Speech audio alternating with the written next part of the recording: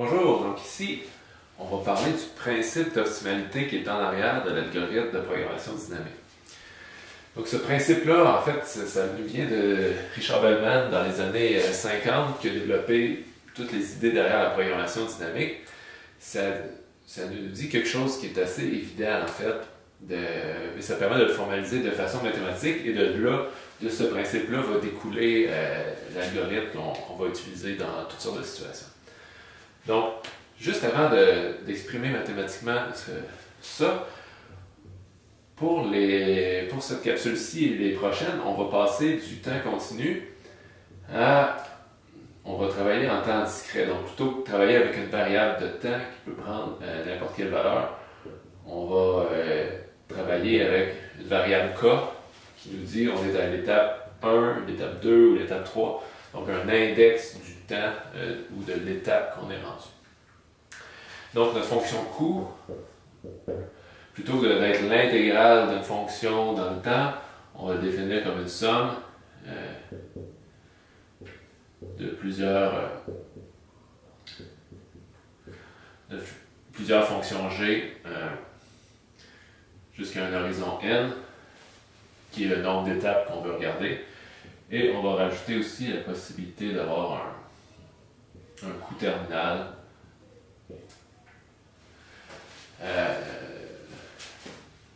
au dernier état qu'on aurait à la fin de notre trajectoire. Donc, quand on a une fonction coût de cette forme-là, le principe d'optimalité, qu'est-ce qu'il nous dit? Il nous dit que si on trouve des actions optimales qu'on peut faire qui optimisent cette fonction coût-là, donc supposer que j'ai déterminé les meilleures actions à prendre en fonction de mes états, du temps 0 jusqu'à un horizon n comme ça.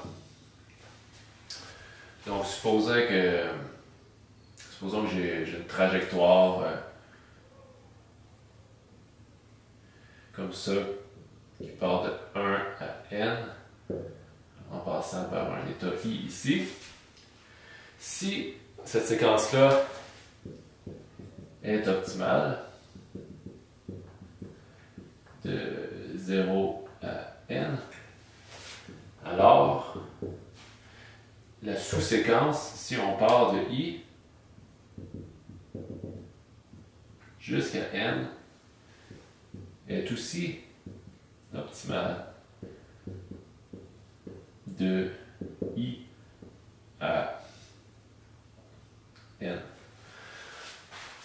Donc, qu'est-ce que ça veut dire? C'est une formalisation de quelque chose qui est assez évident, qui nous dit en fait que si j'ai trouvé une trajectoire optimale qui m'amène d'un état 0 ici à un état n, comme ça, et cette trajectoire-là passe par un point i ici, alors nécessairement, si je veux aller de i à n,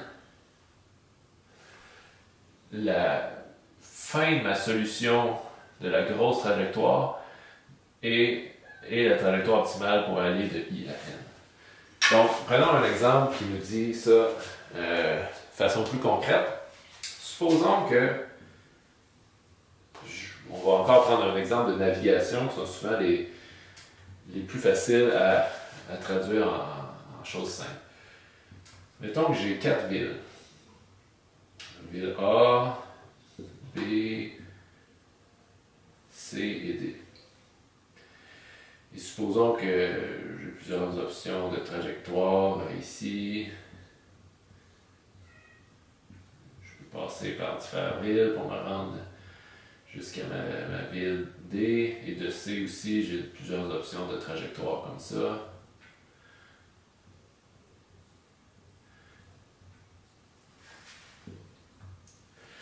Ok. Supposons que j'ai déjà optimisé une trajectoire pour aller de B à D. Admettons que ça, j'ai découvert que c'était mon chemin optimal. Et mettons que ça me prend, on va dire, 1h30, aller de B à D. C'est la meilleure trajectoire possible. J'ai déjà regardé toutes les possibilités. Et de B à D, ça me prend 1h30. Et supposons que j'ai fait la même chose de C à D ici. Et que ici, ça me prend juste 1 heure. La meilleure chose possible de C à D. Donc, si maintenant je regarde la solution qui m'amène de A à D, supposons que je regarde toutes les possibilités pour aller de A à D, si je me rends compte que la meilleure solution, ça serait celle-ci, bien, si ma meilleure solution de A à D, c'est celle-ci, qui est optimale, bien, nécessairement, si je passe par B, il faut que ce qui est optimal de A à D, le chemin ici soit identique à ce qui était optimal de B à D. On ne pourrait pas trouver, c'est pas parce qu'on est arrivé par la ville A que le chemin de B à D, il y a une autre solution plus courte que si je pars de la ville B pour aller à D. Donc c'est ça que le principe dit ici. Si de A à D, voici ma trajectoire optimale, alors de B à D, bien, nécessairement la fin de la solution que j'avais de ma solution globale, c'est celle qui est optimale pour la séquence de queue, qu'on peut appeler. Si vous lisez le livre de programmation dynamique de Bellman, il va parler de tail problem qu'on peut utiliser, les solutions de queue qu'on réutilise. Donc, là, je parle de solutions qu'on peut réutiliser. J'ai devancé un peu vers quoi je m'en vais. Donc, à quoi ça sert ce principe-là? Ben, c'est qu'en fait, on va pouvoir partir de la fin puis réutiliser nos solutions pour trouver des solutions globales. Donc, supposons que je suis ici et que j'ai déjà déterminé que de B à D, la meilleure chose que je peux faire, c'est ça en 1h30. Puis, même chose, de C à D, la meilleure chose que je peux faire, c'est ça en 1 heure. Supposons que maintenant que je voudrais calculer c'est quoi la meilleure chose à faire pour aller de A à D et que j'ai deux options. Il y a une option qui me fait passer par B, puis il y a une option qui me fait passer par C. Est-ce que je peux réutiliser ce que j'ai déjà calculé ici, plutôt que de recalculer toutes les possibilités de chemin à partir de A? La réponse c'est oui, et ce qui fait justement, c'est la puissance de la progression dynamique, c'est que pour un nouveau point de départ, un nouvel état, on n'a pas besoin de recalculer toutes les possibilités futures pour trouver ce qui est optimal. On va réutiliser nos solutions de queue et on va pas avoir besoin de tout le temps tout recalculer. Donc ici, en fait, qu'est-ce qu'on aurait besoin pour savoir c'est quoi le meilleur scénario pour aller de A à D? On aurait juste besoin, en fait, ici, de savoir, comme nouvelle information, c'est quoi le temps entre A et B, puis c'est quoi le temps entre A et C. Supposons qu'ici, ça me prend 1 heure, ici, ça me prend 2 heures. C'est quoi le calcul que je dois faire ici pour savoir c'est quoi la meilleure décision entre passer par B ou passer par C? Ben, c'est additionner ça plus le temps futur que je sais que ça va me prendre de B à D. Et même chose ici, puis de prendre le minimum de l'addition de ça plus ça. Donc, le principe de programmation dynamique, qu'est-ce qu'on va faire? C'est qu'on va minimiser, on va faire des opérations, on minimise un coût de l'étape actuelle, plus, je vais le mettre en rouge ici, plus un coût futur à venir. C'est ça qui peut être difficile des fois à visualiser ce que ça représente, mais ça va être un coût à venir des étapes futures déjà optimisées.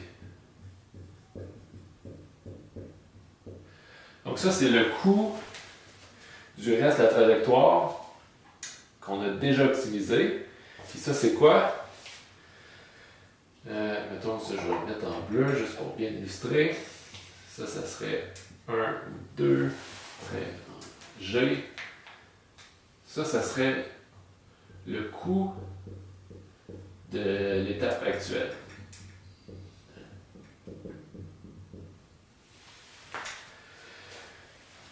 Donc, coût de l'étape actuelle, ça serait, dans ce cas-ci, le temps que ça me prend pour aller à la prochaine ville. Donc, A à B, ça serait 1, ou A à C, ça serait 2.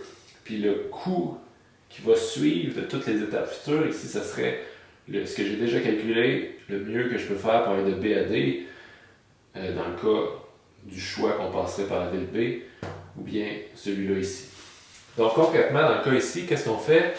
C'est qu'on doit minimiser deux options. Première option, c'est passer par la ville B. Puis la deuxième option, c'est passer par la ville C.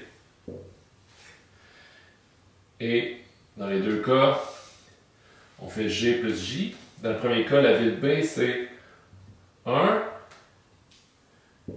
C'est le coût instantané d'aller à la ville B, plus le coût futur d'aller de B à D qui serait 1,5. Puis dans le deuxième cas, ça serait 2, le coût instantané de la ville D, plus le coût futur de C vers D qui serait ici 1.